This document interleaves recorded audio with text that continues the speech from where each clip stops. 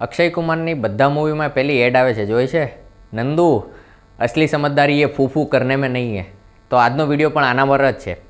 જે લોકો રેગ્યુલર પર સિગરેટ પી રહ્યા છે, પાન મસાલા તમાકુ ખાઈ રહ્યા છે, એમના માટે એક નાનકડી ટીપ છે. તમે આખા દિવસનો ટાઈમ કેલ્ક્યુલેટ કરો કે તમે એમાં કેટલી મિનિટ વેસ્ટ કરો છો. ફોર એક્ઝામ્પલ, એક સિગરેટ પીવામાં તમારો એવરેજ 5 થી 7 મિનિટનો ટાઈમ વેસ્ટ થાય છે.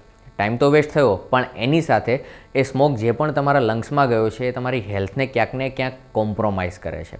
સેમ આવું તમારા માવા ખાવા સાથે કે તમાકુ ખાવા સાથે થાય જ છે.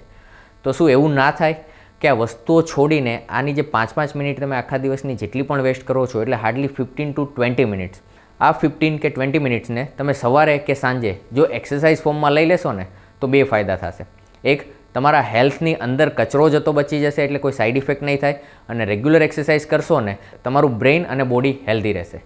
તો તમે જ વિચારો શું કરવું જોઈએ. Thank you for watching.